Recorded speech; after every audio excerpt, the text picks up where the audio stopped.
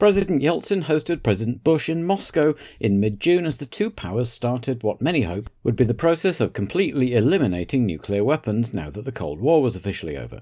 The joint understanding arrived in Moscow particularly focused on the issue of MIRVs, multiple independently targetable re-entry vehicles, which meant that one missile could hit up to 10 different targets. Progress towards the end of apartheid in South Africa was shaken, as 45 were killed and several maimed in an attack on the residents of the township of Boipatong in the Gauteng. The perpetrators were identified as supporters of the Inkatha Freedom Party, the main rivals to Nelson Mandela's African National Congress for power in the new South Africa, but ANC members claimed that the massacre had been incited and arranged by the state, the police or the Defence Force, and left the official talks, the Convention for a Democratic South Africa. Whether or not police were involved has been a hot topic ever since. A criminal trial in 1993 found that they weren't. The Truth and Reconciliation Commission in 1998 found that they were, but then the Commission's Amnesty Subcommittee found in 2000 that they weren't. Ireland held its vote on ratifying the Maastricht Treaty. If we're being technical, it was a referendum on whether to amend the Irish constitution to permit the state to ratify it. With much of Europe watching on after the narrow rejection in Denmark a few weeks earlier, Irish voters gave a strong favourable answer, with the yes vote coming in at 69%, albeit on a pretty low turnout of 57.3%. The third of the three votes on the treaty would take place in September in France, by far the largest and most influential of the three nations, but there were beginning to be calls for referenda in other countries, particularly in the UK, where the governing Conservative Party was becoming deeply split on the issue. Estonia became the first former Soviet state to introduce its own currency, the krone, to replace the Soviet ruble, and adopted its new constitution. Paraguay also adopted a new constitution, its sixth since independence, which followed the 1989 overthrow of dictator Alfredo Stroessner. And the European Championship wound up in Sweden. In the final group games, both Sweden and Denmark won 2-1 to send France and England home, and while Germany went down to a 3-1 defeat to their old rivals the Netherlands, Scotland's 3-0 win over the CIS ensured that the post-Soviet team wouldn't progress either. The hosts put up a valiant fight against Germany in their semi-final, finally succumbing 3-2, while the Danes unexpectedly took the Dutch to penalties, where star striker Marco van Basten was the only one of 10 takers not to score as Denmark reached the final. Most people expected 1990 World Cup winners Germany to cruise to victory over the plucky Danes, who hadn't even qualified 2 years earlier, but Denmark took the lead on 18 minutes through Jon Jensen, goalkeeper Peter Schmeichel played out of his skin, and Kim Vilfort added a second on 78 minutes to secure Denmark's first and to date only piece of international silverware. It was widely hailed as a great underdog victory, but in France and England, both tipped to do well, heads would have to roll. France's coach Michel Platini, who'd won the trophy as a player in 1984, stepped down after the tournament, and while England's manager Graham Taylor hung on, there were some unflattering headlines. The famous 24 Hours of Le Mans race also took place between Grand Prix with the lowest entry list, 28 starters, since 1932. The introduction in 1991 of new Sports Car World Championship regulations hadn't gone well, and at the end of the year, two of the major manufacturers, Jaguar and Mercedes-Benz, had pulled out, with both Tom Walkinshaw and Peter Sauber having their sights more firmly set on F1. The only factory team remaining was the French Peugeot team run by Jean Todt, and indeed there were rumours that they too were eyeing up F1, with the Toyota-supported Toms team expected to be their main competition. And indeed, that was what happened, as the Peugeot cars finished first and third, with the Toyotas second and fifth. In fourth place were last year's surprise winners the Mazda, piloted by the same team of Herbert, Weidler and Gachot, which finished with half of its gears missing, and its crew won a special award for replacing a broken gear lever, hold radiator and faulty hub in less than an hour during Herbert's stint. There was drama further down the grid too, as the small Dutch Euro racing outfit, no relation to the Italian ones who used to run the Alfa Romeo team, co-driven by team owner Charles Volzmann, Heinz-Harald Frentzen and Shunji Kazuya, finished 13th, only for Volzmann to be picked up by Dutch police for speeding a few days after. Unfortunately, he'd been out on bail at the time during his sentence for drug smuggling and ended up back in jail so fast his feet barely touched the ground, and the team was wound up. Volzmann's Wikipedia page, by the way, is quite a read, especially the Dutch language version. France's national mood was generally fractious in early July, with hauliers protesting about the introduction of a points-based licence system, not only going on strike but threatening to blockade the relatively few routes leading to the Magny-Cours circuit. particularly as the mayor of nearby Nevers, Pierre Bérégovoy, was also Prime Minister. The incoming F1 teams were given suggested alternative routes and a helpline number, and despite some delays and detours, everyone made it. Everyone except Andrea Moda, of course, whose truck was surrounded by strikers who accused them of being Ferrari vehicles painted black. Sassetti apparently rang Bernie Ecclestone to say the team wasn't going to make it, but unfortunately didn't let the race organisers know through official channels, which cost him a $400,000 fine and most of the team's sponsors, who were getting tired of this sort of thing. A few days before the race there was also more legal trouble, as the French Anti-Smoking Committee got a judgment from a regional court in Brittany, which was known to be very hot on the topic, that cigarette advertising materials could not be distributed at the race. So Marlboro, Gitan et al. Had to pack away the baseball caps and fire the grid girls, and the committee also tried to argue that TF1 should not broadcast any image where the name of a tobacco brand was visible, something that would effectively mean not televising the race.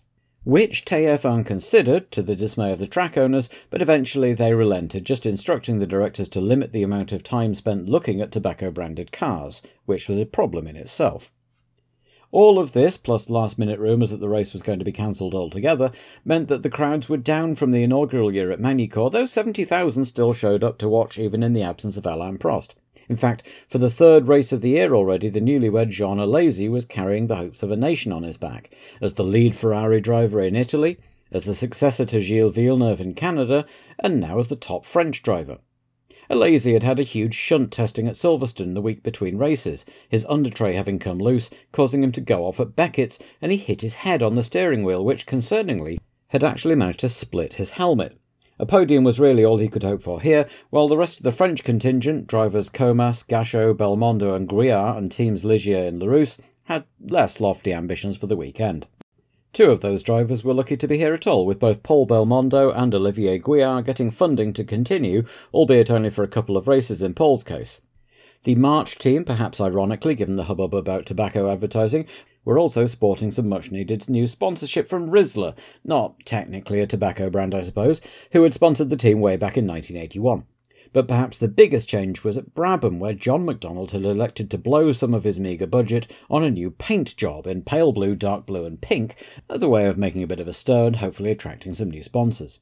As to the rest, Scuderia Italia and Dallara were still tinkering with their car to improve its road holding, but to be honest the main problem was the underdeveloped Ferrari V12, and neither Martini nor Leto were particularly happy about the situation. Shell had a new fuel for McLaren, but the Honda technicians had to do a lot of work to make it work with the engine, and Williams had now fully committed to the RS4 engine for races as well as qualifying. With pre-qualifying cancelled thanks to Andrea Moda's absence, the drivers headed out onto the track, which had been slightly modified since last year to remove the chicane immediately after the Adelaide hairpin. Mansell and Patrese dominated both days of qualifying, and with Saturday times much quicker than Friday's across the board, it was back to normal as those two lined up on the front row for the race, a little under half a second between them, and Patrese a little under a second ahead of third-place Senna, with Berger alongside him. Then it was Schumacher, Alesi, Brundle and Capelli, as the first 8 slots were, as usual, taken up by the top 4 teams, but on row 5 was a bit of a surprise, with Boutsen and Comas doing really well to make the most of a factory literally at the circuit gates. Behind them were the low tie of Hakkinen and Herbert, Gachot and the Footworks, while Wendlinger was uncharacteristically low in 21st, ahead of Gouillard. Chiesa had a new Fonmetal GR02 and made the most of it to qualify 26th, edging out Belmondo by about half a second, while Christian Fittipaldi would spend race day in hospital after having a colossal smash in Saturday morning's practice session and fracturing a vertebra. And Eric and Damon found to no one's great surprise that the new paint job didn't make the Brabhams go any faster, with Hill the only driver aside from Fittipaldi not to improve his Friday time on Saturday after having an off of his own. With a lazy second in Sunday's warm-up to hearten the French crowd despite the chilly overcast weather, forecast of rain and massive tailbacks getting into the track, the cars all lined up to take the start. And when the lights went green, it was last year's poleman Patrese who got the drop on his teammate to race into the lead, with Berger likewise going third ahead of Senna, as Brundle got past Alesi to make it a Williams, McLaren, Benetton, Ferrari, Ligier in the top 10. At least for half a lap, until, at the Adelaide hairpin, Schumacher torpedoed Senna from behind. Behind them, at the same corner, Suzuki tapped Gachot into a spin, which caused absolute mayhem. Gugelmin hinted Chiesa, Gouillard pushing Wendlinger into Modena, and everyone else doing whatever they could to avoid the whole thing. Once the dust had settled, Senna was out, Gachot was out, and Schumacher, Guillard, Chiesa and Gugelmin were all heading in for repairs. New noses for the Benetton and the Tyrrell, easy enough, but losing Michael and Olivier a lap each, but the Von Metal and Jordan were both too badly damaged to continue. So 4 out on the first lap as Patrese came round leading Mansell, Berger, Brundle, Alesi, Hakkinen, Boutsen, Comas, Herbert and Capelli in the top 10. Mansell continued to pressure Patrese as the two Williamses rapidly left Berger behind, and Schumacher was charging back up the field, soon unlapping himself from the Ferraris. On lap 11, Gerhard Berger made it 6 retirements, 2 of the McLarens, Tarquini also having expired with the throttle breakage, which promoted Brundle into 3rd, while Alesi was fighting off a very feisty Hakkinen, and at that point it started raining. Not that that stopped Mansell trying to take the lead, and on lap 16 the two Williamses were really scrapping, with Mansell trying at Adelaide and going alongside Patrese along the straight until he had to either brake or hit the Italian going into the chicane. Great stuff for the spectators, though wouldn't do any good for Frank Williams' blood pressure. While all that excitement was going on, Hakkinen had passed Alesi to go up to 4th, but Jean wasn't going to let that go and the battle continued. The rain was really coming down now, and the question was whether drivers should start coming in to change to wets, or whether the race would be stopped to allow everyone to do so at once, and nobody wanted to come in and lose positions only for the race to be stopped anyway, so everyone stayed out, skating around on the treacherous surface. It didn't last too long. The race was stopped after the leaders had completed 20 laps, with a 20-minute pause to see if the weather would clear up or if they needed to declare a wet race. Positions were backdated to lap 18 when the rain had started in earnest, which meant that Alesi would restart back ahead of Hakkinen, while Frank and Patrick had a quiet word with Patrese about being a team player, while Senna had a less quiet word with Schumacher, who just rolled his eyes, which exasperated Senna even further. After the requisite gap, the rain had stopped, the track was drying, and the sun was peeping through even, so no wet race was declared and everyone decided to take the restart on slicks.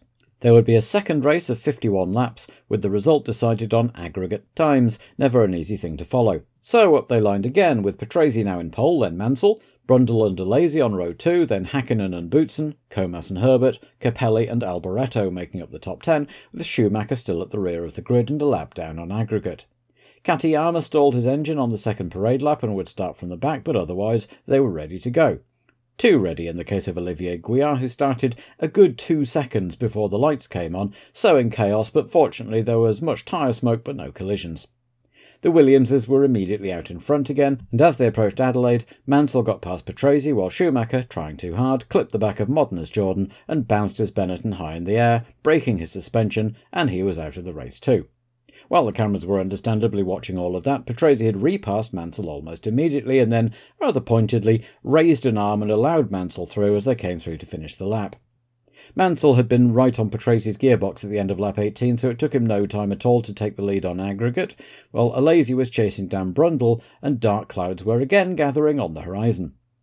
Guillard had been assessed a 10-second stop-go penalty for that frankly ludicrous jump start, and when he saw the black flag and his number displayed was apparently so surprised that he slowed up, and Aguri Suzuki, who'd been unsuccessfully trying to lap him, ended up in a gravel trap and out of the race as Olivier came in for his penalty.